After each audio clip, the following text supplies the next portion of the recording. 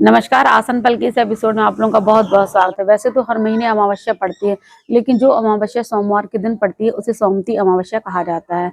जो कि महिलाएं इस व्रत को रहती हैं, तो उस व्रत में कौन कौन सी पूजा विधि होती है और किस सरल तरीके से आप पूजा कर सकते हैं, तो आज की वीडियो में आप ये जानेंगे।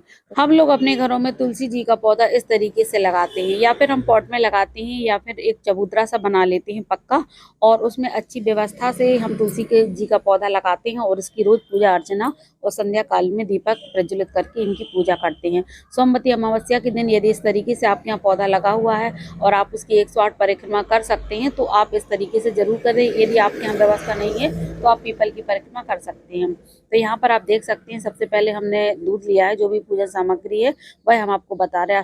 साफ स्वच्छ आपको जल लेना है, और जल के अलावा यहाँ पर एक चीज़ का आपको विशेष ध्यान रखना है कि तुलसी जी के पौधे पर जल और दूध अर्पित कर रहे हैं तो बहुत ही थोड़ी मात्रा में करें, क्योंकि सर्दियों के मौसम में ज़्यादा दूध और ज़्यादा जल अर्पित करने से तुलसी जी का पौधा खराब हो सकता है। यहाँ पर हमने पीले अक्षत लिए हुए हैं, साथ में आपको अबीर या सिंदूर रख लेना है, सूखी हल्दी लेना है।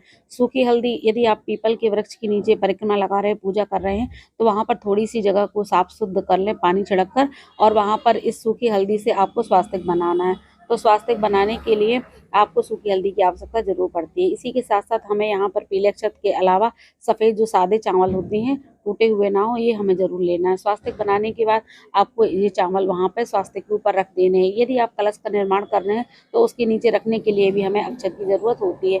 एक चीज़ का आपको विशेष ध्यान रखना है कि सोमवती अमावस्या के दिन जो भी सुहागन स्त्रियां हैं या व्रती स्त्रियां हैं, तो उन लोगों को रुई छूना वर्जित होता है। यदि आप रुई का दीपक प्रज्वलित करने वाले हैं या कर रहे हैं, तो एक दिन पहले से आपको दीपक इस तरीके से तैयार कर लेना चाहिए। यदि आप किसी कारणवश यदि रुई का दीपक प्रज्वलित आप तैयार नहीं कर पाते हैं प्रज्वलित करने के लिए, तो आपको यहाँ पर देख सकते हैं आप, मैंने 2 प्रकार से कलावा रखे हुए हैं। एक जो कलावा है तो वो एकदम ये शुद्ध कॉटन का है।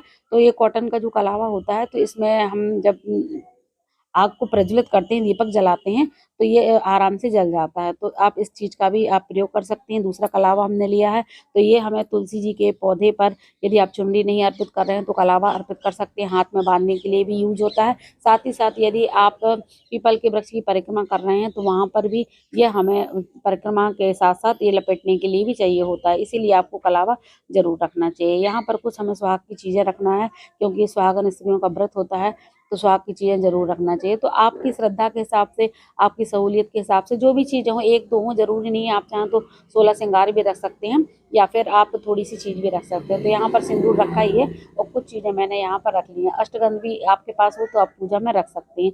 जो भी आपके पास मौसमी फूल हैं, पुष्प हैं, वह आप ज़रूर रखें। पीले और जो लाल कलर के पुष्प हैं, इनको आप पूजा में ज़रूर शामिल करें। इसके साथ-साथ आज के दिन 108 परिक्रमा लगाई जाती है। ओम नमो भगवते वासुदेवाय नमः, या फिर ओम नमः शिवाय का जाप करते हुए 108 परिक्रमाएँ लगाई जाती हैं। यहाँ पर देख सकते हैं आप कि मैंने किशमिश ली हुई है। आप किसी भी प्रकार के ड्राई फ्रूट्स में कुछ भी सामान आप ले सकते हैं और उनकी 108 परिक्रमा लगा सकते हैं। जो भी सुहागन स्त्रियाँ पहली बार, जो विवाहित युवतियाँ हैं वो पहली बार व्रत रह रही हैं, तो उनके लिए धान और पानी की परिक्रमा ज़रूर लगानी चाहिए। फिर उसके बाद कोई भी सुहाग की चीज़ या फिर ड्राई फ्रूट्स वगैरह, या फिर आप कोई भी बाज़ार से चीज़ें लाती हैं जो जैसे कि बिस्किट वगैरह हैं, टॉफ़ी वगैरह हैं, तो उनकी परिक्रमा भी आप लगा सकते हैं। और एक चीज़ का आपको विशेष ध्यान रखना है कि परिक्रमा के बाद ये जो चीज़ें हैं, तो ये हमें स्वयं धारण नहीं करना है, मतलब ग्रहण नहीं करना है, बल्कि ये जैसे सुहाग की चीज़ें हैं तो वो धारण नहीं करना है, या खाने वाली चीज़ें तो घर में नहीं खाना है, ये बाहर बाँट देना है। इसी के साथ-साथ हमें दक्षिणा के अलावा कुछ हमें प्रसाद में ये फल वगैरह भी ज़रूर रखने होते हैं। तो आप मौसमी फल रख लें, मिष्ठान वगैरह, या जो भी थोड़ा बहुत आपके पास सुलभता से मिल जाए, या आप जो भी रखना चाहते हैं तो वो चीज़ें आप ज़रूर रख लें। तो यहाँ पर देख सकते हैं कि आप ये इस तरीके से जो पूजन सामग्री है वो मैंने थाली लगा कर रख ली है।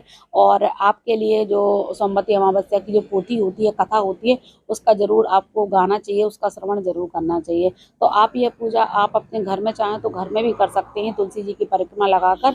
और इसके पहले मैंने जो वीडियो बनाया था उसमें बताया था कि तुलसी जी की पूजा किस तरीके से की जाती है। तो उस तरीके से आप तुलसी जी का पूजन करें, और या फिर आप मंदिर में जाकर पीपल का जो वृक्ष होता है उसके नीचे भी आप पूजा कर सकते हैं। तो उम्मीद है एक छोटी सी जानकारी आपको अच्छी लगी होगी। वीडियो कैसा लगा कमेंट्स में ज़रूर बताएं। Thank you for watching.